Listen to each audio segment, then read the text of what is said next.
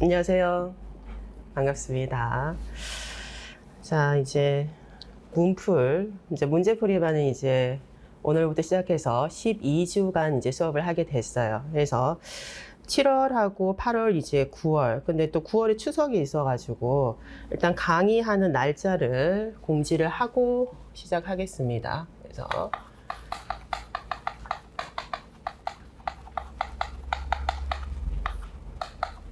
자, 7월의 날짜를 보게 되면 오늘이 일단 7월 3일, 그리고 7월 10일, 7월 17일, 7월 24일. 자, 이렇게 4주간 수업을 하겠고요. 7월 31일은 여기는 휴강합니다. 5주차는 휴강을 하고 8월을 보게 되면 8월 7일부터 14일, 8월 20일, 8월 28일 이렇게 해서 4주간. 그리고 9월, 자 9월 4일부터 해서 9월 4일, 9월 11일. 근데 9월 지금 18일 추석에 연휴에 걸려 있어서 여기는 추석 때문에 일단은 휴강을 하겠어요. 휴강을 하고, 그리고 9월 25일, 그리고 10월로 넘어가면 10월 2일 날, 여기가 이제 종강일이 되는데 종강을 이때 할지 아니면 요 주에 보강을 해서 마칠지는 잘 모르겠습니다, 일단. 그래서 7월에 4주, 8월에 4주, 9월에 3주밖에 안 나와요. 추석 휴강. 그리고 만약에 그대로 수요일 날 수업을 한다면 10월 2일 날 종강이 돼요. 이렇게 해서 12번 수업을 하도록 하겠습니다. 이렇게. 자, 그리고 우리가 모의고사를 좀 치긴 쳐야 되는데 모의고사를 언제 치는 게 좋을까? 앞쪽에 이렇게 말고 16주, 12주니까 요 정도의 모의고사를 한번 치고 그리고 추석전 요때 종강을 하기 전에 해설 강의를 해야 되니까 요때 일단은 모의고사를 이렇게 치는 걸로 이렇게 하겠습니다. 자, 그리고 제가 아직 그 한메일이 막힌 이후에 카카오랑 통합이 되면서 풀지를 못하고 있어요. 그래서 예전에 이메일을 알고 있는 생각에 지금 이메일 엄청 보내실 것 같은데 들어가지를 못하니까 확인을 못하고 있어요. 그래서 오해의 소지가 있습니다. 네이버로 갈아탔어요. 그래서 다음이 안 받아주는 것 같아가지고 해정이ONGY 해정양 78 네이버.com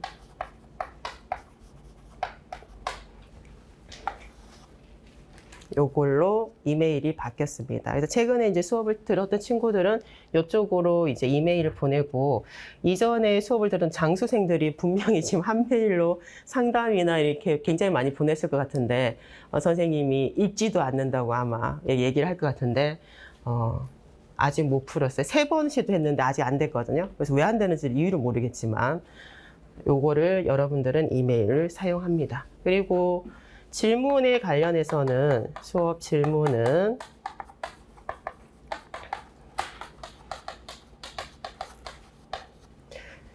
인터넷 강치과학연구소라고, 지금은 과학연구소예요. 강치욱 선생님이 다른 데 넘겨가지고 본인 소유였는데 다른 데 넘어가서 과학연구소에, 그래도 강치욱 과학연구소를 치시면 바이오 강의죠.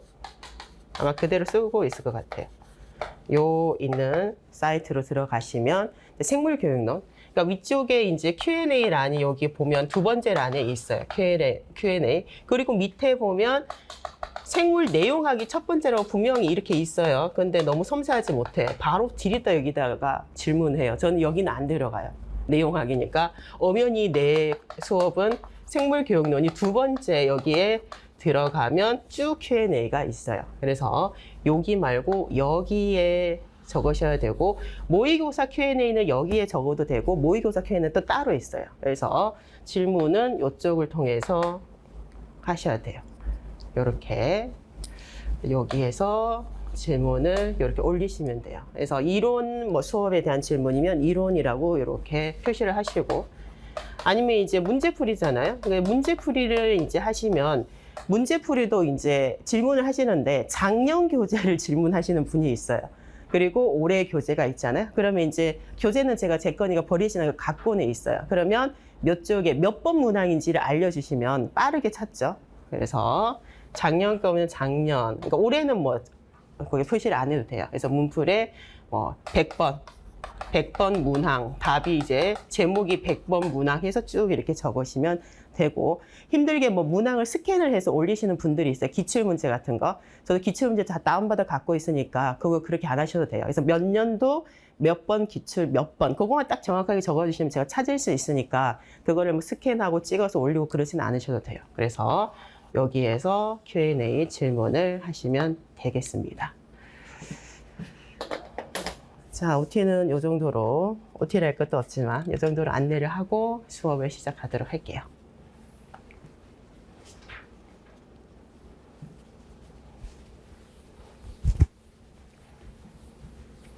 칠판 잘 지워지네.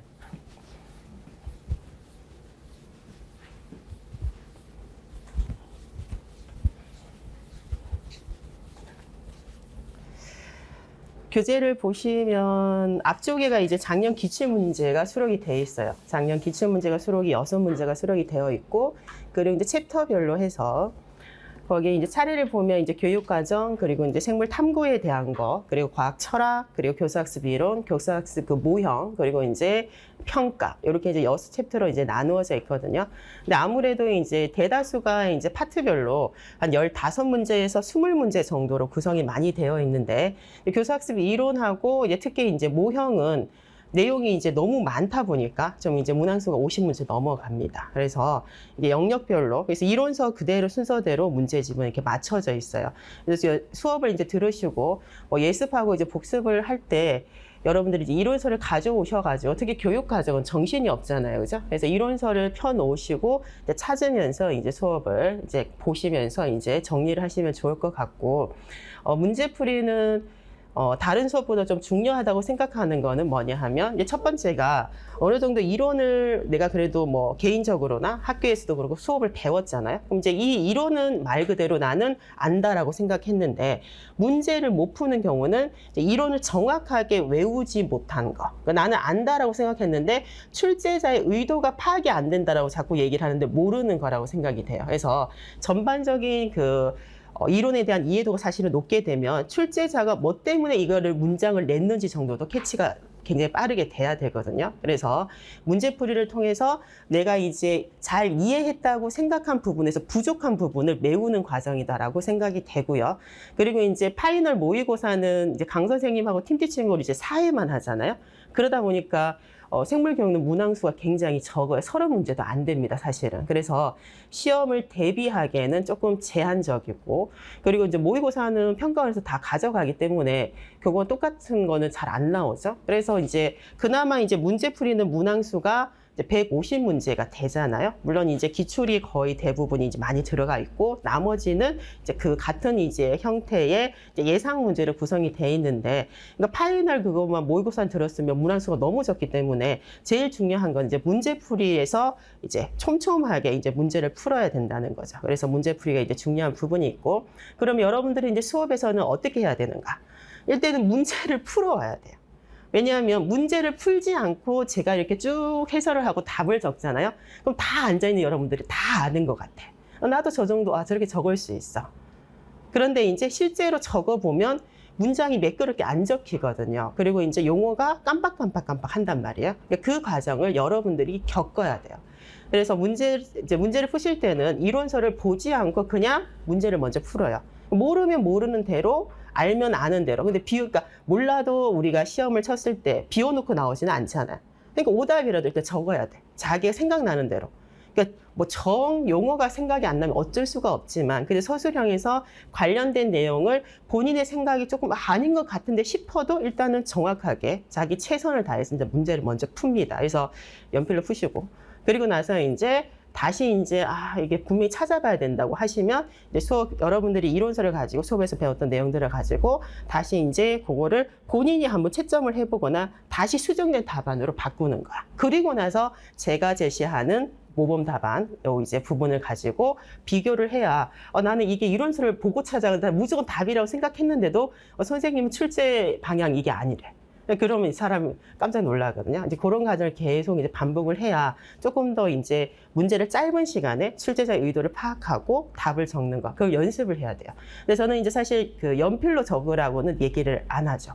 볼펜으로 적어야지. 왜냐하면 시험 당일에도 볼펜으로 적어야 되는데 이게 생각보다 응답 제한형이거든요. 그러니까 문항수가 있고 시간이 제한이 되어 있기 때문에 시간 내에 다 적어야 돼요. 근데 너무 늦게 적는 사람도 있고 썼다 지웠다 썼다 지웠다. 그리고 이제 연필하고 적는 거하고 볼펜하고 적는 거는 또 달라요. 그래서 굉장히 예전에는 지금보다 훨씬 더 경쟁률이 높고 치열할 때는 볼펜도 지금 시기에 10종류를 사가지고 다 써보고 한 종류를 선택해서 나중에 치고 막 그렇게 했거든요, 실제로. 그래서 저는 뭐 어차피 합격하면 안 봐도 될 책 버리면 되잖아요. 그래서 뭘 아끼냐고. 근데 이걸 또 어떻게 하냐면 예습을 해왔다고 하는데 새 책이야. 다음에 다시 한 번 더 풀려고 안 풀었대. 그렇게는 생각을 하지 마요. 시간이 그렇게 넉넉지가 않아요. 그래서 이거를 풀고 틀린 거를 체크했던 거 그것만 나중에 보고 이론을 보는 거지 책을 아끼는 건 아니라고 생각이 들어요. 그래서 어떤 사람은 또 재본을 하나를 해와. 그래서 2번을 푼대. 근데 2번 못 풀거든요. 제가 생각하기엔 그래요. 그래서 책은 그냥 막 쓰는 거예요. 저도 보세요. 얼마나 막 쓰는지. 저는 완전히 낙서. 이렇게 막 써거든요. 이렇게 막 써야 된다고 내가. 그래서 볼펜으로 적는 연습을 하는 거예요. 볼펜으로 적어야 실제처럼 적히는 거. 그러니까 빠르게 적는 거 연습을 해야 돼. 연필하고 다릅니다. 그래서 예습을 사실은 굉장히 중요하게 생각을 하셔야 돼요. 물론 뭐 시간이 안 되거나 뭐 상황에 따라서 뭐 못 풀 수는 있지만 그래도 일단은 푸는 건 무조건 중요해요. 그래서 다 완벽하게 서술형이니까 문장으로 적어야 되잖아요. 그렇게 못 적더라도 시간이 없으면 내가 어떻게 무엇을 녹여서 적을 건지 핵심 용어 정도는 옆에 다 적혀 있어야 돼. 그 정도는 여러분들이 하셔야 수업의 효과가 이제 높다. 이렇게 생각이 됩니다. 자, 작년에 시험을 친 학생들도 있을 것인데 잘 쳤는지 모르겠어요. 한번 봅시다. 저도 이제 그제는 이제 뭐가 나왔는지는 문제만 이렇게 쳐다보는 거고 실제로 이제 풀어봤어요. 그래서 대충 이렇게 볼 때는 이런 게 나왔구나 했고 실제 풀어보니까 생각보다 많이 틀렸을 것 같다는 생각이 들었어요. 이게 쉬워 보이는데 실제로 답을 적으면 까다로운 부분이 분명히 이게 언어적 표현이기 때문에 언어적 표현이 내 마음대로 잘 안 돼요. 나는 이런 마음을 가지고 적었는데 읽는 사람은 그 마음을 못 알아주는 경우가 굉장히 많죠. 그러니까 정확하고 명확하게 적어야 되는데 그 부분에 대한 것들을 가지고 한번 오늘 해설을 해보겠습니다.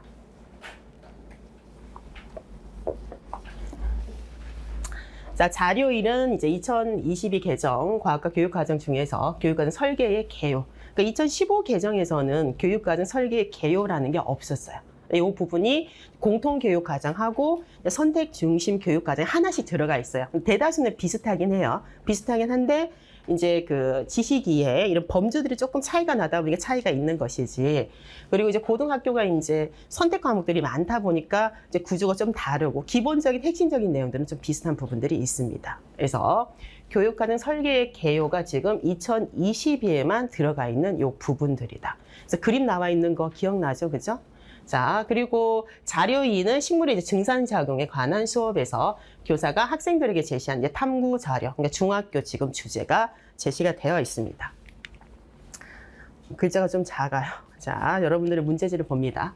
자, 자료 1을 먼저 보시면 과학과 교육과정은 미래사회를 살아갈 이제 시민으로서, 그러니까 미래사회를 살아갈 수 있는 그 민주시민, 요것을 이제 양성하는데, 자, 무엇을 목적으로 하냐면 그림에서도 보이는 화살표가 여기. 요거는 공통교육과정도 그렇고 선택 중심 교육과정도 똑같아요. 그래서 과학적 소양인을 기른다. 요게 이제 과학과의 큰 이제 목표였잖아요. 자, 과학적 소양을 갖추고 이제 더불어 살아가는 창의적인 사람이다라고 조금 더 세분화됐어요.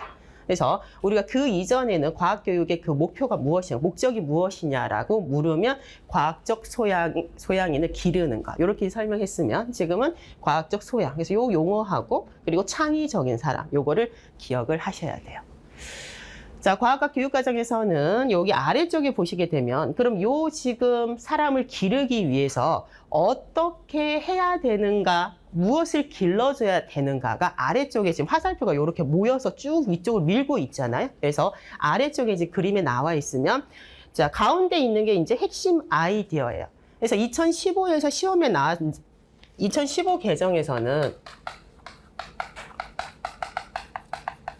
어떤 용어가 시험에도 나오고 부각이 됐냐면 핵심 개념이죠. 핵심 개념. 왜냐하면 그 이전에 2009까지는 핵심 개념이 아니라 과학에 관련된 기본 개념이다라는 용어를 썼고, 그런데 이제 2015 개정에서 핵심 개념이다라는 용어를 썼어요. 그래서 그 내용 체계를 이렇게 보시게 되면 각각의 영역이 있잖아요. 그럼 우리가 이제 과학에서 운동과 에너지, 물질, 그리고 생명, 그리고 이제 지구와 우주 4가지 영역이 있으면 이 영역을 조금 세분화했어요. 그래서 중학교 공통교육과정을 보면 20몇 가지 굉장히 많습니다. 그 중에서 이제 우리 생명의 5개가 있어요. 그래서 이 영역이 있고 이 영역에 관련한 핵심 개념이 있고, 그리고 이 핵심 개념을 일반화된 진술,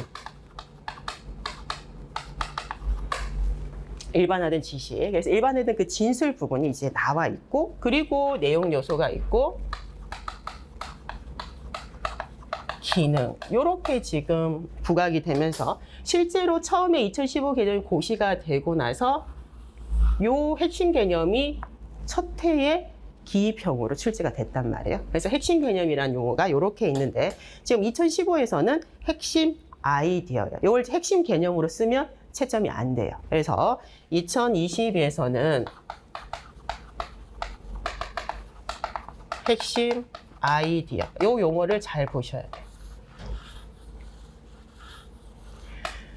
핵심 개념은 명사형으로 되어 있어요. 우리가 이제 과학 지식의 종류를 보면 개념의 특징이 명사형으로 되어 있잖아요. 그래서 우리가 용어라고 이제 생각을 하면 되는데, 이제 기존의 핵심 개념은 명사형으로 되어 있다 보니까 유전, 생식, 진화와 다양성 이렇게 이제 적혀져 있고, 2022 개정의 핵심 아이디어는 다시 그 내용 체계 표가 조금 달라졌죠. 위쪽에 보면 어떻게 되어 있어요? 위쪽에 보면 여기에 핵심 아이디어 이렇게 적혀져 있고, 문장으로 배워야 되는 내용들이 문장으로 진술이 되어 있어요. 그래서 영역별로 배워야 되는 요것과 요걸 다시 포함을 시켜가지고 요렇게 일반화된 그 진술처럼 문장으로 다시 서술을 한 게 핵심 아이디어죠. 그래서 핵심 개념하고 핵심 아이디어가 같다라고 생각하시고 용어를 쓰시면 안 됩니다. 그래서 핵심 아이디어가 있어요. 자, 위쪽에는 뭐냐 하면 운동과 에너지 있죠. 물질, 생명, 지구와 우주. 요 이제 영역은 이제 7차는 사실은 여기 7차에서는 에너지, 물질, 생명, 지구였어요. 근데 이제 2007 개정부터 요 영역명을 사용을 했잖아요. 물론 2009에서는 다시 2개로 분야를 통합을 해가지고 이거를 이제 물질과 에너지, 이게 생명과 지구 이렇게 이제 썼긴 했어요. 근데 이제 2007 개정부터 많이 썼던 요 영역의 명칭이에요. 그래서 요거는 4개를 그대로 썼고, 여기 추가된 게 있잖아요. 그죠? 그래서 과학과 사회. 그래서 과학과 사회는 신설된 영역이죠. 그러니까 우리가 시험에 앞으로 나올 것이라고 생각을 하고 눈여겨봐야 될 부분이 과학과 사회입니다. 그래서 현대 사회는 굉장히 이제 간학문적이고 융합적인 시각을 굉장히 많이 가지고 있죠. 그래서 이제 과학에 관련해서 우리가 일상생활을 할 때 이 과학의 좀 이제 일반적이면서 그리고 사회적인 요 이제 특성을 조금 살려서 추가를 해야 일상생활에서 접할 수 있는 과학과 사회, STS적인 부분이죠. 그 부분의 영역을 처음으로 만든 이제 부분이라고 보셔야 돼요. 이건 이제 공통적으로 다 봐야 되다 보니까 어찌 생각하면 물화생지 교수들이 시험 문제 낼 때 한 문제를 다 쓸 수도 있어요. 그래서 이 부분은 나중에 조금 더 구체적으로 봐야 되는 부분이다. 이게 영역을 이렇게 5가지로 나눠 놨잖아요. 여기가 이제 범주라고 되어 있고, 범주, 여기는 보면 이제 내용 요소가 있고, 아래쪽에 이제 범주가 뭐가 나오냐 하면 3가지로 이렇게 나누어져 있어요. 여기가 지식이해, 여기가 이제 지식이해죠. 2015에서는 이렇게 지식이해라는 용어를 사용을 하지 않았고, 요 핵심 개념이라는 용어를 이제 사용하면 우리가 이제 흔히 얘기하는, 우리가 블룸이 얘기하는 이제 인지적인 영역에 관련된 이제 그 항목이에요. 그래서 우리는 기본적으로 요거 이제 핵심 개념을 더불어 가지고 2015 개정에서는 요거를 영역별로 요 틀에 가지고 이제 많이 언급을 했는데, 2022 개정에서는 지식 이해 범주 이렇게 묶었어요. 그래서 영역별로 배워야 되는 그 핵심 아이디어에 포함되어 있는 내용 요소들을 어떤 것을 가르쳐야 되는지를 세분화했다는 거죠. 자, 그리고 아래쪽에 왼쪽에 보면 과정 기능이에요. 과정 기능은 탐구, 과정 탐구 기능이야. 그러면 2015 개정에서도 요 기능이 있었죠. 8가지가 있었어요. 그래서 문제 인식부터 해서 의사소통까지 8가지가 있었고, 요 2015 개정이 고시된 이후에 한 4-5가지가 과목별로 다 출제가 됐죠. 그래서 요 8가지를 요 했던 거를 이제 8가지가 아니라 여기 과정 기능에 보게 되면 조금 묶여 있어요. 문제 인식하고 가설 설정은 나뉘어져 있었잖아요. 이렇게 통합이 됐죠. 문제 인식 및 가설 설정으로.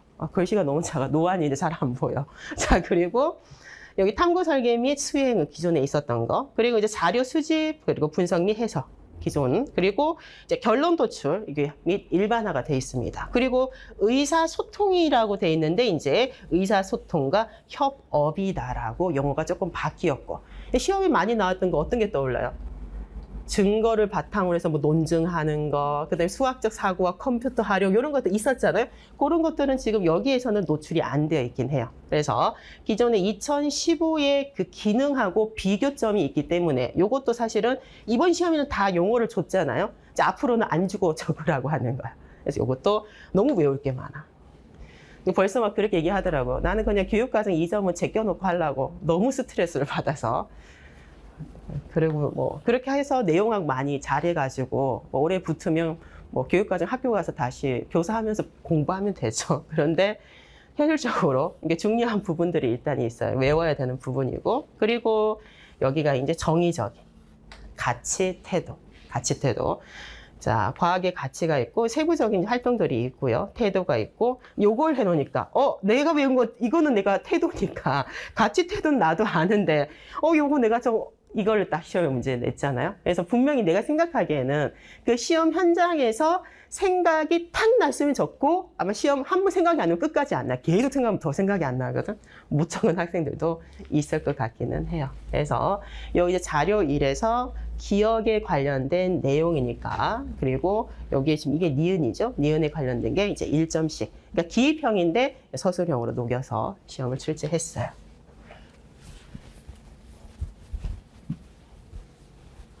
작년에 시험을 친 학생들은 자기 그 답안을 복기를 해야 되는데, 이게 굉장히 좀 웃기죠. 시험을 쳐. 시험 못 친 것 같아. 물화생이 카페에 들어가 친구들한테 막 얘기를 해. 그럼 내 답안이 점점 좋아지는 거 알아요? 내 기억 속의 답안이? 좋아져. 엄청 풍부해져. 나중에 가서 내가 딱 보잖아? 형편없이 적어놓는. 이게 그래서 기억이 자꾸 조작이 일어나요. 그래서 처음에는 나 저렇게 정확하게 난 대충 난 좀 구체적인 거 아닌 것 같은데 그래도 이 정도면 맞다 해주겠지. 그럼 조금 지나면 이제 구체적인 답안을 쓴 것처럼 이제 느껴지고, 그러다 보니까 나중에 내 가채점하고 성적차이가 좀 많이 나. 기억의 조작이 이제 많이 된 거예요. 근데 이제 그게 생각보다 시간이 조금 이제 많이 제한적이고 시험 현장은 조금 떨리잖아요. 그래서 내가 사실은 쓰고 싶은 것들을 그대로 나는 분명 썼다고 생각하는데 나중에 이제 본인 시험지를 마주할 기회가 있잖아요. 그 시도 교육청마다 이제 오픈해서 볼 수가 있는 기간들이 있어요. 그럼 가서 보면 얼굴이 다 빨개져서 나와요.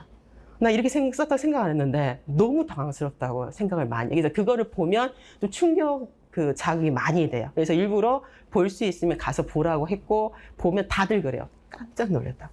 다른 사람 시험지인 줄 알았다고. 그 정도로 시간이 계속 지나고 보면 내가 쓴 것과 이제 내가 생각하는 것이 좀 차이가 많이 나죠. 그래서 채점하는 이제 분들은 그렇게 얘기를 하죠.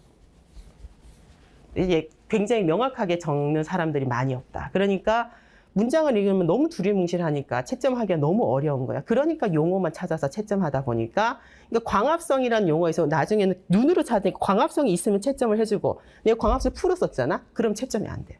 그게 이제 문제인 거예요. 그래서 용어 싸움이다라는 얘기를 하는 거죠. 그래서 명확하게 용어를, 몰라도 막 용어를 무조건 넣어서 써야 된다라고 얘기를 하는 겁니다.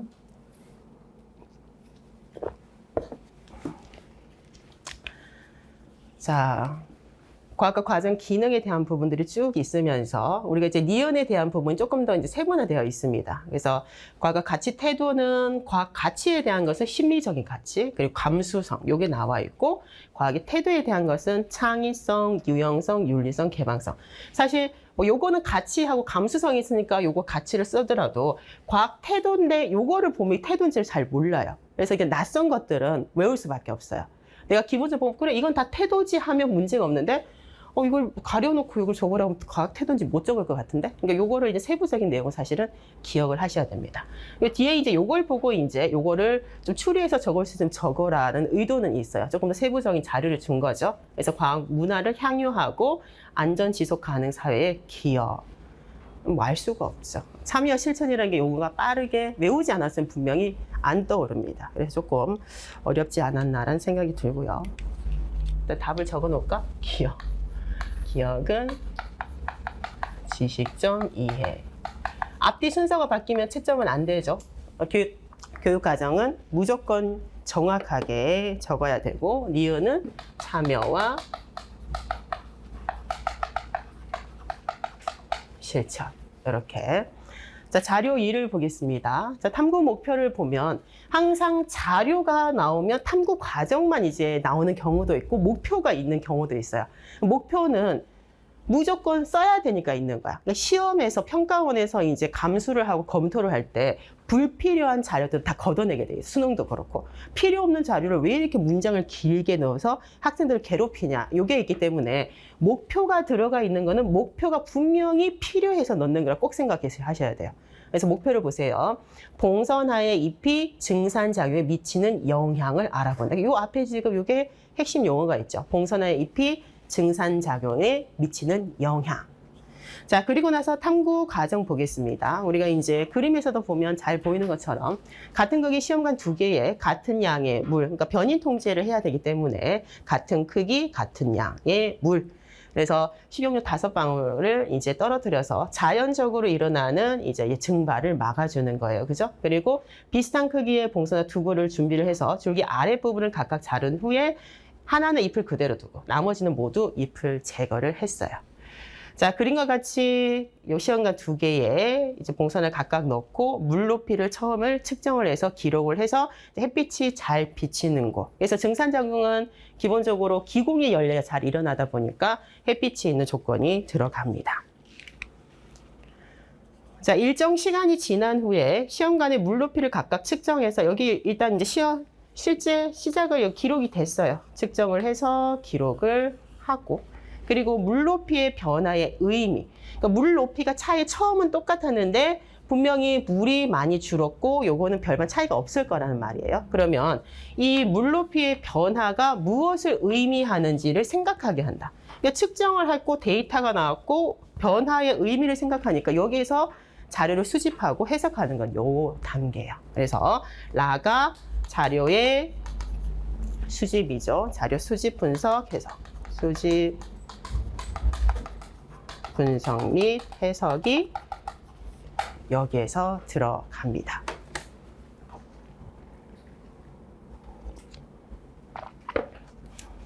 그래서 여기가 자료를 수집하는 거, 측정해서, 이게 측정 실험이잖아요.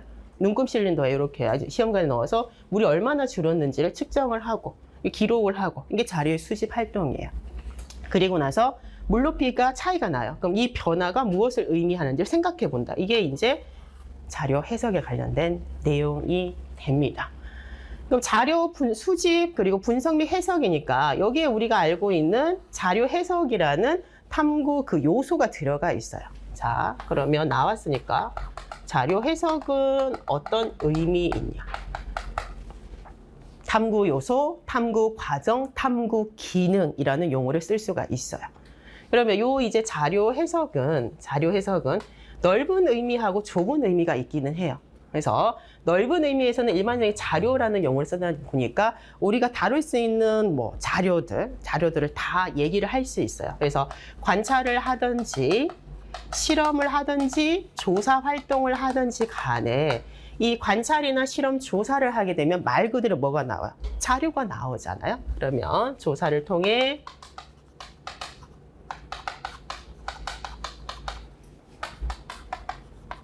얻은 자료를. 자, 자료 해석 안에는 해석하기 이전에 전처리 과정이 있어요. 그래서 자료 해석의 구성 요소로 들어가 있는 게 뭐라고 그랬어요? 자료 변환이 있다라고 했어요. 자료 변환. 그래서 자료 변환의 이제 의미를 이렇게 생각을 해야 되고요. 요 담긴 자료를 이제 보고 이 자료에 담긴 자, 관찰 실험 조사를 통해 얻은 자료에 담긴 의미가 무엇인가? 실제로 그 의미를 사람들이 우리가 이거를 이제 분석을 해야 되죠. 담긴 의미, 뜻을 파악하고 설명하는 과정. 우리 일반적으로 얘기하는 넓은 의미에서의 자료 해석이에요.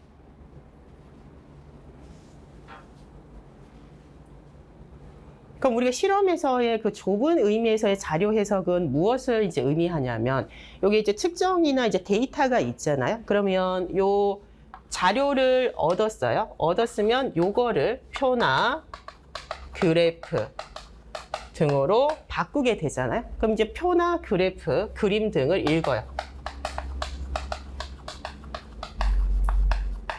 표나 그래프, 그림 등을 이제 읽고 좁은 범위의 자료 해석이에요. 표나 그래프, 그러니까 특히 이제 그래프를 많이 읽게 됩니다. 표나 그래프를 읽고 그 뜻을 하는 거야. 개인적으로 이해하고 이제 의미하는 바를 설명하는 과정이에요. 그래서 그 자료에 담긴 의미, 내가 이해를 먼저 해야 돼요. 이해를 하고 그리고 의미가 있는 관계나 경향 등을 설명하는 거. 비슷하긴 하죠. 근데 이게 조금 더 좁은 의미의 자료 해석이에요. 우리가 이제 실험을 하게 되면 데이터가 있으면 표, 그래프 등이 있어요. 그럼 이 자료에 담긴 뜻을 이해를 하고 그 안에 의미 있는 관계. 그러니까 우리가 보통 이제 독립변이가 종속변이 간의 관계. 그리고 이제 경향성이 있으면 그래프 같은 것들, 이제 경향성에 대해서 설명을 해내는 게 자료 해석이 되죠. 그래서 탐구 이제 요소나 과정을 구분하는 시험이 이제 많이 나왔을 때 구분을 잘 못하는 게 추리, 자료 해석, 결론 도출. 요걸 잘 구분을 못해요. 그래서 자료 해석의 의미는 나도 알고 있는데 실제로 찾으려면 자료 해석인지 결론 도출인지 추리인지가 명확하지 않다. 이렇게 얘기를 많이 하거든요. 그래서 넓은 의미입니다. 이거는 넓은 의미의 자료 해석. 넓은 의미의 자료 해석. 요거는 좁은 의미라고 생각을 할 수가 있어요. 근데 맥락에서는 비슷해요.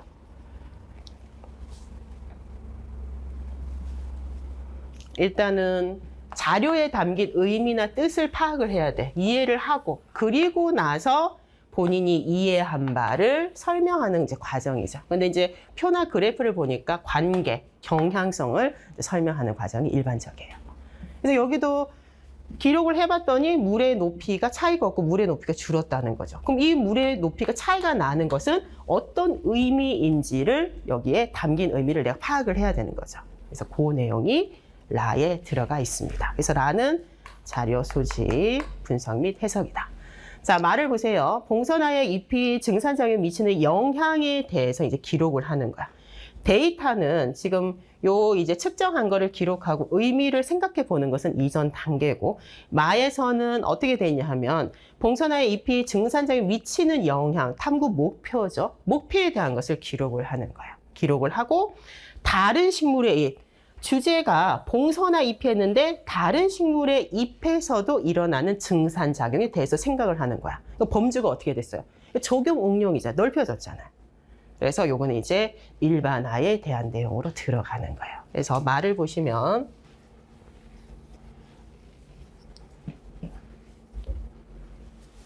어디에 적을까? 여기 들어. 어디까지? 여기 끝까지 가도 돼요? 자, 말을 보시면 여기 지금 봉선화의 잎이 증산작용에 미치는 영향에 대해서 기록하고, 이게 이제 결론 도출이에요. 결론 도출이 들어가 있고 다른 식물의 잎에서 일어나는 증산작용에 대해서 생각을 하고 일반화.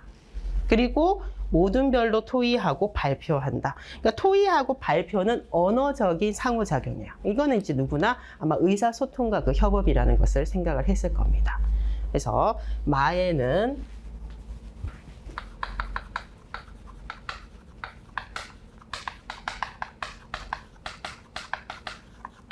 그리고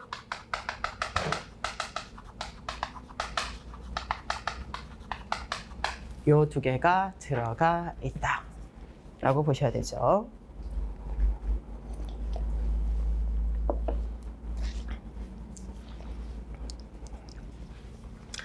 그럼 우리가 결론 도출은 또 다른 탐구 요소, 그죠? 탐구 기능이에요. 그러니까 결론 도출은 여러분들이 이제 오해를 하면 안 된다라고 얘기를 하는 것이 항상 결론 도출은 가설에 대한 결론 도출만 생각을 한다라고 했잖아요. 물론 가설은 잠정적인 해답이고, 그럼 탐구를 했으면 이렇게 데이터가 나왔고 자료 해석을 했잖아요. 이제 잠정적인 설명이 아니라 정확한 설명이 필요해. 그래서 확정적인 언급을 하는 게 결론 도출은 맞아요. 근데 이것만 생각하면 안 돼요. 항상 여기에만 꽂혀 있어요. 가설은 잠정적이고, 잠정적인 설명이잖아요. 설명이고, 탐구를 통해서 나온 그 결과를 바탕으로 해서 이제 결론을 내린다는 것은 이 잠정적인 설명은 가능성에 대한 것이니까 이제 이 증거나 근거를 바탕으로 했을 때 확정적인 설명으로 정확하게 설명을 해주는 게 결론 도출이 되지요. 그래서 요게 이제 가설을 자꾸 생각을 하다 보니까 실험에서 가설 설정 과정이 없었으니까 이거는 결론 도출이 아니지 않냐. 이렇게 판단하면 문제를 못 풀어요. 요게 있고, 그리고 두 번째는 탐구 주제. 조금 전에 실험 주제, 목표 있었죠? 이 탐구 목표에 대한 답을 적는 거예요. 그래서 봉선화의 그 증산작용에 미치는 영향이다라고 돼 있잖아요.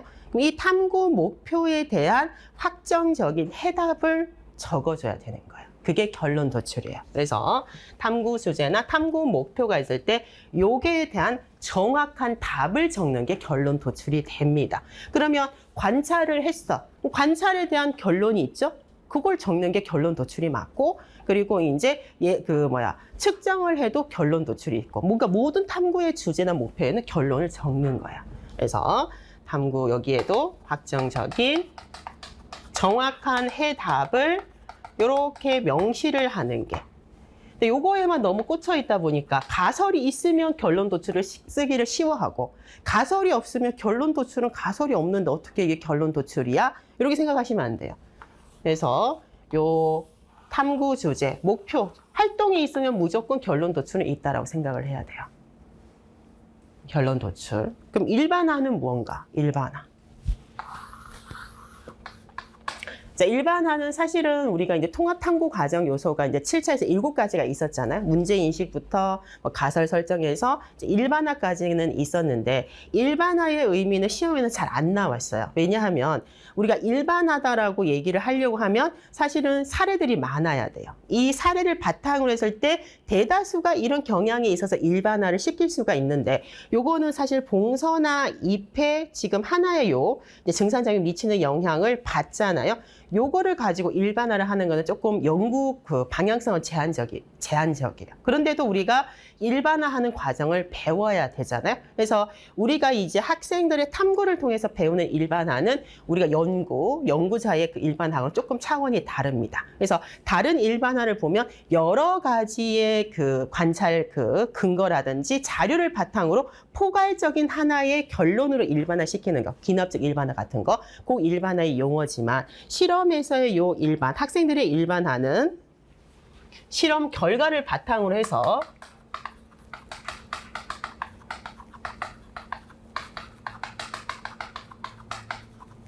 포괄적인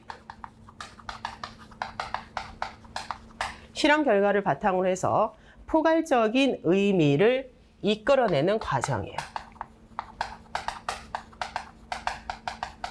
그러니까 실험 결과를 바탕으로 해야 돼요.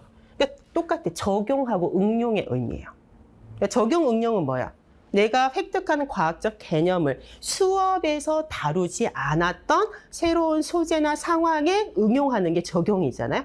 그게 이제 일반화 개념이에요. 그러니까 전이 때문에, 전이. 그래서 실험 결과를 바탕으로 해요. 그럼 실험 결과는 뭐에 대한 거야? 공선하에서 증산작용에 영향을 미치는 거였잖아. 그거를 바탕으로 해서 포괄적이니까 범주를 넓혀. 봉선화가 아니라 다른 식물의 잎이라고 한 거예요. 그래서 이 포괄적인 의미에 여기에 보면 다른 식물의 잎으로 이 포괄적인 의미를 이끌어내는 거죠. 그래서 일반화가 들어가 있어요. 자, 요 부분, 요건 앞엔 지울게요.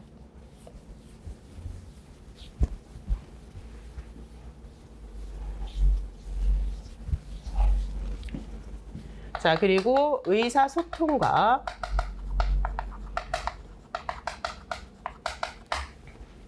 우리가 이제 의사소통을 굉장히 이제 상호작용을 굉장히 중요하게 생각했어요. 구성주의에서. 그러니까 구성주의 심리학을 바탕으로 해서 교육의 지금 패러다임이 구성주의이기 때문에 개인적 구성주의든 이제 사회적 구성주의든 개인적 구성주의는 피아제가 얘기한 것처럼 이 개인이 이 환경과 어떻게 상호작용하는가.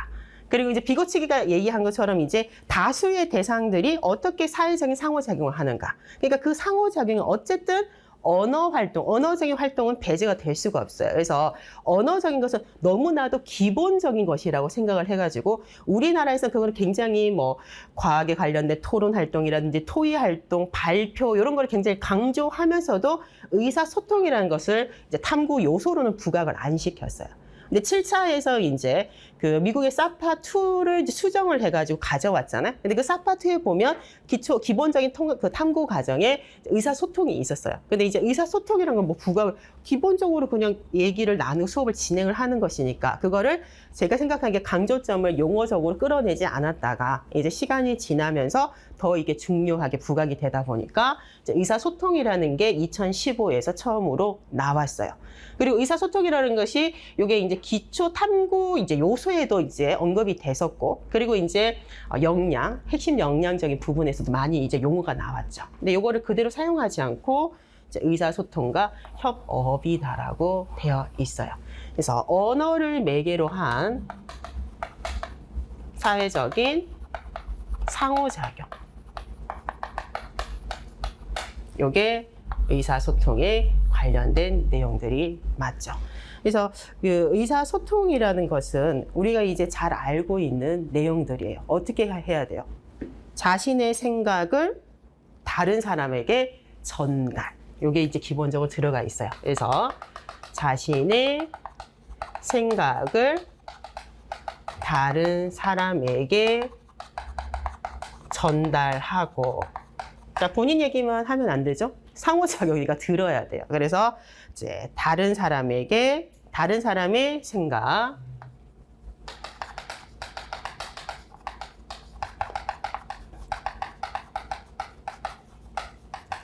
그러니까 자신의 생각이나 자신이 가지고 있는 정보를 다른 사람에게 전달을 하고, 다른 사람이 가지고 있는 다른 사람의 생각이나 정보를 이해하는 과정. 이해하는 과정. 이게 협업이라는 용어가 왜 들어가 있을까를 생각을 해보면, 이게 굉장히 활발한 이제 그 견해를 촉진을 하고 의사소통이 되려고 하면 결국은 협력적인 부분이 분명히 있어야 된다는 것을 의미를 두기 위해서 썼겠지 하는 이제 생각을 이제 추리를 해보는 거예요. 그래서 기존에는 의사소통이라는 용어만 사용했는데 협업이다라고 되어 있습니다. 그러니까 적극적으로 이 의사소통의 과정에 참여를 해야 된다는 것이 포함이 되어 있는 이제 형태예요. 그래서 모든 별로 토의를 해야 되잖아요. 모든 별 토의예요. 모든 별 토의 안에서 자신의 생각도 발표하고 다른 사람의 생각도 이해를 해야 그 우리 모둠의 토의 결과가 있잖아요. 자, 요걸 바탕으로 해서 발표는 이제 학급 전체에 대한 이제 내용이죠. 그래서 요 모둠 레이스 토의 활동에서도 협업, 그리고 발표에서도 협업이 이제 들어간다라고 생각을 하면 돼요. 그래서 요게 지금 마에 들어있는 관련된 내용이다라고 볼 수가 있어요.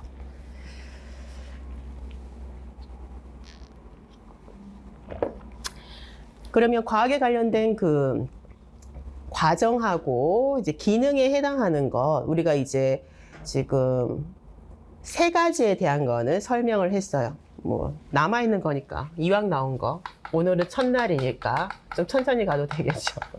자, 문제인식 및 가설 설정.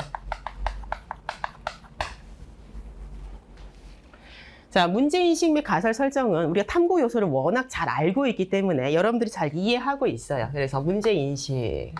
자, 문제인식은 어떻게 하게 되는 거예요? 문제를 인식하는 거. 여러분 항상 이렇게 배우고 있죠. 그럼 가설은? 그래도 가설은 기출을 워낙 중요하게 생각을 했기 때문에 조금 더 구체적으로 뭐 생각을 하려고는 하지만, 자, 문제인식은 일단은 자연현상을 관찰하는 것으로부터 출발을 해요. 관찰하는 것부터 출발을 해서 이 관찰을 가지고 실제 탐구 주제를 발견해야 돼요. 그러니까 문제를 인식해서 기록을 하는 거는 연구의 출발점이 되는 거거든요. 그래서 자연현상을 관찰을 하고 그리고 문제를 발견을 하고 이 발견한 것을 바탕으로 해서 그래서 여러분들이 그 허명의 그 탐구 수업 모형 한번 생각해 봐요. 갑자기 허명이 누구였더라 이렇게 얘기하면 안 되는데 어떻게 돼 있어요? 여기에 즉시적인 현상 이렇게 되어 있고 여기에 인지 구조 상호작용 문제 발상 이렇게 되어 있거든요. 기억나? 안 나는 것 같은데 이렇게 되어 있어요. 그러니까 문제라는 건 일단 현상을 보고 인지 구조 왜 상호작용해야 되냐면 내가 아는 거는 그렇게 탐구할 문제가 안 되는 거야. 내가 모르고 궁금증이 생긴 거를 가지고 문제를 떠올려서 쓰는 거예요. 그래서 자연현상을 관찰해서 문제를 발견하면 자, 기존의 지식을 바탕으로 해서 문제를 진술하는 것. 여기까지가 문제 인식이에요. 문제를 진술하는 거. 그래서 우리가 탐구 그 요소를 평가하는 거 보게 되면 요런 이제 그림을 보게 되고 문제 인식에 대한 거를 진술을 해보라고 하잖아요. 그러면 왜 시험관의 물의 높이가 달라졌을까? 뭐 이런 걸 이제 진술을 하게 되죠. 그럼 이제 내가 본 것과 바탕 보고 그 차이에 대한 걸 모르니까 내가 그 문제를 이제 진술을 하는 거지. 알면 바로 설명하지 무슨 문제를 이렇게 탐구를 시작할 필요가 없죠. 그래서 이렇게 설명을 하고 있어요. 그래서 문제인식은 문제를 인식하는 거잖아. 이렇게 얘기를 하면 안 돼. 자연현상을 관찰을 하고 그리고 기존의 인지 구조에 관련된 것하고 이렇게 상호작용을 해서 내가 궁금증이 있는 것을 문장으로 문제를 진술하는 게 문제인식이에요. 여기 진술까지가 들어가 있어요. 자, 그럼 이제 가설 설정이 나오죠. 자, 가설 설정은 이렇게 문제를 인식을 했잖아요. 그 이 문제에 대한 답을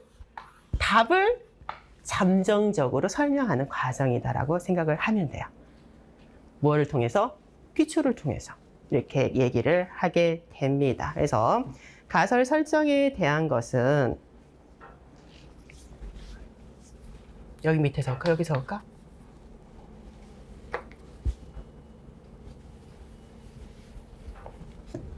우리가 잘 알고 있는 문제에 대한 잠정적인 해답. 잠정적인 해답. 문제에 대한 잠정적인 해답이에요. 그럼 내가 자연현상을 관찰하고 문제를 발견해서 해결을 못하는 거거든요. 그래서 어떤 현상이 왜 일어났는지에 대한 잠정적인 설명이에요.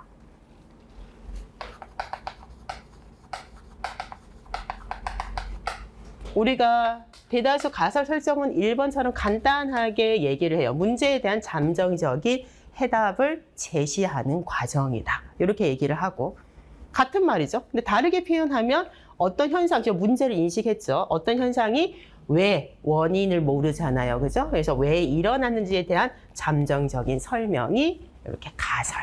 요거를 이제 이끌어내는 과정이 가설 설정이 됩니다. 요건 아마 문제에 나오면 여러분들 굉장히 잘 적을 것 같아요. 잘 찾을 수 있을 것 같아요. 자, 그리고 두 번째로 나오는 것이 탐구 설계 및 수행이죠. 자, 요거 이제 지워도 되겠죠? 아니, 테이프가 여기에 붙어 있구나. 오늘 다 해설 못하는 거 아니야?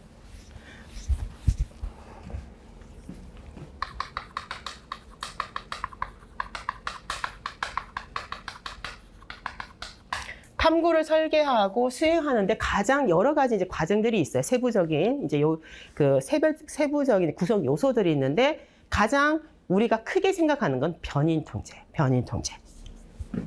여기에는 변인 통제에 대한 것을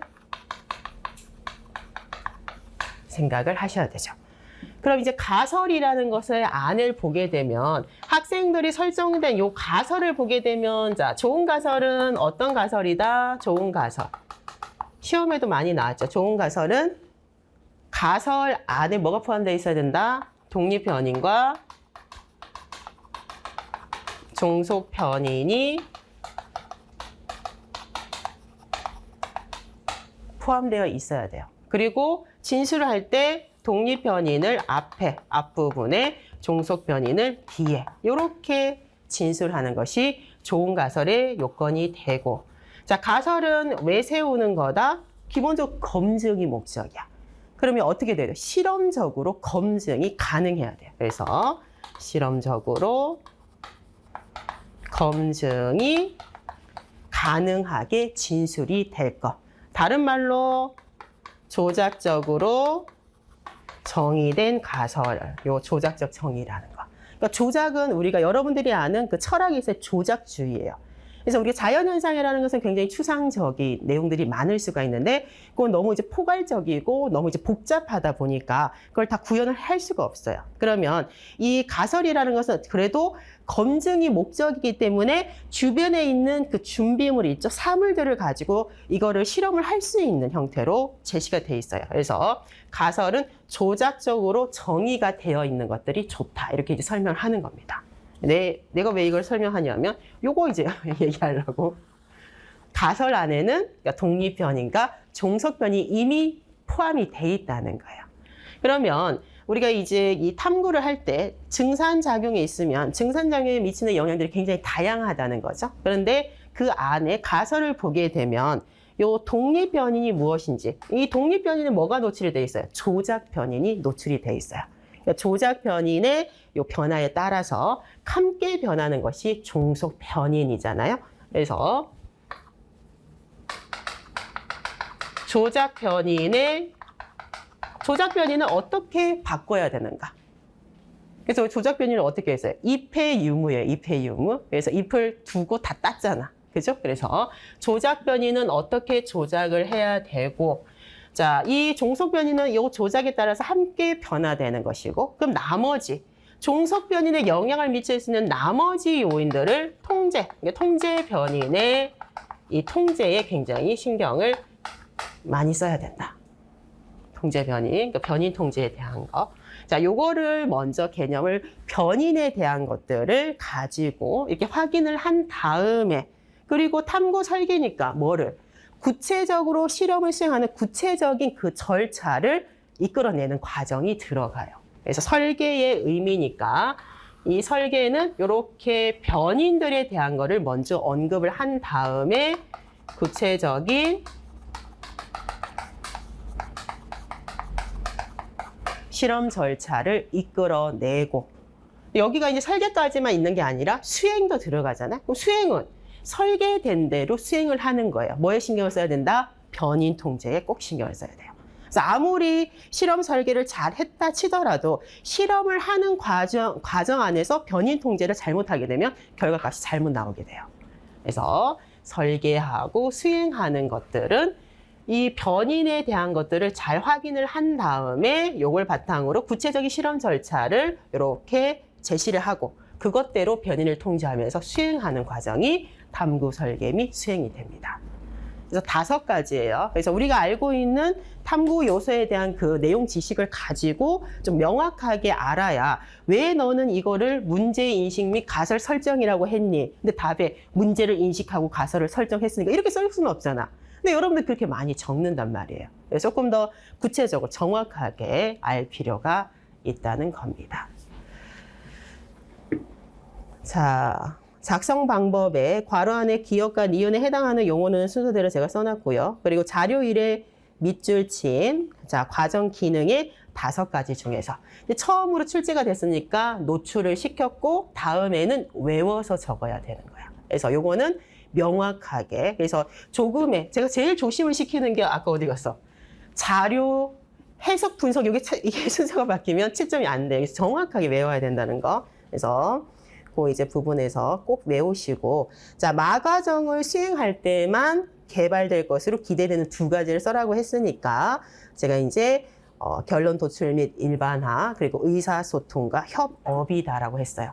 근데 이걸 2가지를 적는 게 각각 채점에 들어가 있고 그리고 해당하는 활동 내용과 관련 지으라고 했으니까 요거는 제가 생각하기에 결론 도출 및 일반화를 잘 적었으면 결론 도출에 왜냐하면 봉선화, 탐구 목표가 봉선화의 입히 증산작용에 미치는 영향을 알아본다이기 때문에 요 내용에 대한 것을 기록하는 거예요. 그래서 탐구 결과에 대한 확정적인 언급, 답이다, 해답이다 이렇게 이제 표현을 하시면 될 것 같고 일반화에 대한 것은 범주를 어떻게 한다 그랬어? 실험 결과를 바탕으로 해서 더욱 포괄적인 다른 식물의 잎에서 일어나는 증산작용이라는 요 용어가 있어요. 요걸 가지고 답안을 구성을 하시고 그리고 모든 별로 토의하고 발표를 한다는 것은 자신의 생각을 다른 사람에게 전달하고 다른 사람의 생각을 이해하는 과정일 때 협력적인 상호작용, 사회적 상호작용이 일어나기 때문이다. 이렇게 좀 명확하게 적으셔야 돼요. 무슨 말인지 알겠어요? 그래서 찾아 적는 거는 어렵지가 않아. 그래서 대다수는 아마 여기까지를 적고 여기를 요 내용을 적고 요거 내용으로 토의 발표가 의사소통에 해당하기 때문에 이렇게도 적었을 거야. 근데 우리가 이제 답안을 찾아 적는 거는 요거는 여기에서밖에 없으니까 분할에 쓰기는 좋은데 사실은 이론적인 것들을 조금 더 녹여서 적어야 명확하게 전달이 된다는 거죠. 그래서 찾아 관련 지어서 서술을 하라고 했으니까 제가 여기 체크했죠. 여기 지점이다. 그래서 틀린 사람은 아마 이거를 탐구 목표를 잘 생각을 안 하고 적었으면 여기 앞에 기록하고 생각을 해본다 했으니까 자료 수집 분석 해석으로 갔으면 틀렸고 그러니까 처음부터 답을 기능을 잘못 적었으면 방향성이 틀어졌으니까 잇따라 다 틀리는 거고 부분으로 의사소통과 협업은 대다수가 아마 적었을 것 같고 그래요. 자, 4점짜리.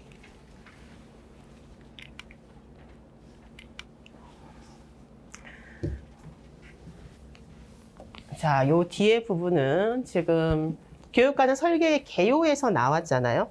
여러분들이 총론이라든지 그 과학과 교육과정 2022 개정을 보셨을 거예요. 요약되어 있는 거를 다시 한번 정리만 하고 넘어가려고. 그래서 이론서가 있는 학생들은 이론서를 가져와요. 그러면 이게 글자가 이제 요약이 되어 있고 사실 너무 글자가 많으면 눈에 안 들어오잖아요. 그럼 여러분들 이론서를 가지고 그 교육과정 설계의 개요를 딱 펴서 다시 한번 체크되어 있는 걸 다시 눈으로라도 보고 넘어가는 거예요.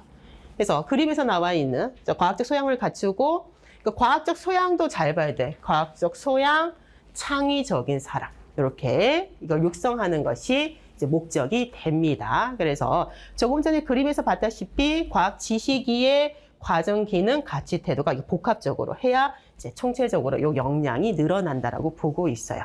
그럼 3번째 보게 되면 자기 관리부터 해서 공동체 협력적 소통 공동체 역량은 일반 역량이야. 이거는 교과를 나누는 것이 아니라 모든 교육을 전인적인 교육, 교과와 교과의 활동을 통해서 요거를 길러야 추구하는 인간상 구현되고 홍익인간으로 나아가는 방향성이죠. 그래서 일반 역량입니다. 일반적인 총론의 역량이고 우리는 요 뒤쪽은 과학과 핵심 역량. 그래서 2015에서 과학과 핵심 역량이 처음으로 만들어지고 나서 굉장히 시험에 많이 출제가 됐어요. 그래서 8가지 기능하고 그 과학과 핵심 역량 5가지가 있는데 여기에서는 과학과 핵심 역량을 명확하게 이렇게 명시는 해놓지 않았어요. 그럼 여러분들은 어떻게 생각하냐면 이제 과학과 핵심 역량을 몰라도 되는 것 같아. 근데 이게 우리가 수시 개정이잖아요. 기본 그 이전의 기조를 살리면서 이제 변화되는 것이기 때문에 요 뒤에 과학과 핵심 역량이 들어가 있잖아요. 의사결정 능력하고 과학적 탐구라고 되어 있어요. 과학적 사고력, 과학적 탐구 능력이 있었고 문제 해결력이 있었잖아요. 그죠? 그래서 의사, 요 결정 능력, 그리고 뭐 우리가 그 과학적 참여와 평생학습 능력은 다시 목표에서 빠지면서 조금 이제 누락이 된 것처럼 보이긴 하는데 어쨌든 2015 개정의 과학과 핵심 역량은 외우셔야 돼요. 지금은 과도기야. 왜냐하면 내년이 지금 어떻게 이제 우리가 2022에 이제 고시가 됐죠. 그럼 2년 후부터 단계적으로 적용이에요. 그래서 올해가 2024년이잖아요. 그러니까 초등학교 1, 2학년들은 지금 2022를 가지고 이제 편성 운영이 돼서 학년군이 이렇게 돼 있으니까 그럼 이제 내년에 여러분들이 이제 우리 합격해서 일선에 나가. 그러면 초등학교 3, 4학년하고 중학교 1학년, 고등학교 1학년은 2022 교과서를 배우고 나머지 학년들은 2015가 겹쳐지는 거잖아. 그러니까 이게 2015도 사실은 문제가 나오고 2022도 나오는 거예요. 그래서 과거 핵심 역량에 대한 것은 기억을 하셔야 돼요. 목표에 대한 것들이 나와 있고요. 자, 그림 조금 전에 이 그림을 이제 그대로 시험에 출제를 했어요. 그래서 영역에 대한 거는 운동과 에너지, 물질, 생명. 그러니까 생명은 우리가 그래도 봐야 되겠죠. 인간을 포함한 생명 현상의 원리를 배우는 거예요. 자, 그리고 뭐를 봐야 된다고? 생명과 과학과 사회를 봐야 돼. 그래서 과학과 사회는 2022에서 추가된 영역이가 분명히 뭐 더 다른 과목에서 먼저 낼 수도 있지만 분명히 출제가 될 거예요. 그래서 과학과 사회라는 것은 우리가 지속 가능한 이제 발전에 대한 것, 지속 가능한 그 사회 발전을 굉장히 관심을 많이 가지다 보니까 개인뿐만 아니라 사회 그 발전에서 과학의 역할이 굉장히 강조되고 있어요. 그래서 이것을 가지고 반영된 영역, 요게 지금 과학과 사회예요. 그래서 과학의 일반적인 성격과 사회적인 역할을 강조하기 위해서 만들었다라고 봐야 됩니다. 그래서 요거는 조금 별표를 쳐서 보고, 그리고 이제 과학과 핵심 아이디어. 자, 핵심 아이디어는 영역별로, 영역은 5개의 영역이잖아요. 이 영역의 학습을 통해서 일반화할 수 있는 내용을 문장으로 진술을 한 게 핵심 아이디어예요. 개념 아니에요. 요걸 잘 보시고. 자, 과학과 교육 과정에 대한 거는 우리가 2015 개정만 여러분들이 이제 교육 과정을 지금 원본을 잘 안 보잖아요. 근데 원본을 보시면 1번이 딱 나오는 게 성격, 2번이 목표, 3번이 이제 내용, 그리고 4번이 교사학습 방법, 그리고 5번이 평가. 5개 영역으로 나누어져 있어요. 그래서 이게 체계가 잡힌 게 6차 때부터 잡혔어요, 거의. 그래서 이게 잡혀져 있었는데 여기 보면 2022는 묶어놨어요. 교육과정이 고시된 것 자체가 성격 및 목표 같이 묶어. 내용 체계 및 아예 성취 기준이라는 용어로 제시를 했어요. 그리고 교수 학습 방법 없어. 교수 학습 및 평가 요렇게 3개로 범주화를 요렇게 조금 묶어가지고 이렇게 3개로 나눠놨어요. 자, 그 중에서 이제 시험에 가장 많이 나오는 거는 내용 체계 및 성취 기준. 그러니까 내용 체계는 그 표로 되어 있는 핵심 아이디어하고 이제 지식이의 과정기는 그 가치 태도가 있는 그 표, 그리고 학년 학년군별로 배우는 단어명이 있고 설명 성취 기준. 여기 나와 있는 부분들이 있죠. 여기 이제 시험에 나중에 이제 처음에 그 교육 과정이 개정되고 나면 큰 흐름, 변화라든지 큰 틀에서의 변화가 나오는 거예요. 그래서 이제 교육과정 설계의 개요가 먼저 나왔고, 나중에 이제 차수가 많이 이제 들어가게 되면 내용 요소로까지 들어가잖아요. 그래서 요 이제 부분에 대한 것들을 다시 정리를 했어요. 교사학습 및 평가까지 해서 3가지 범주로 되어 있다. 자, 이렇게 5번 문제를 정리하도록 하겠습니다. 5분만 쉬었다가 6번 문제로 넘어갈게요.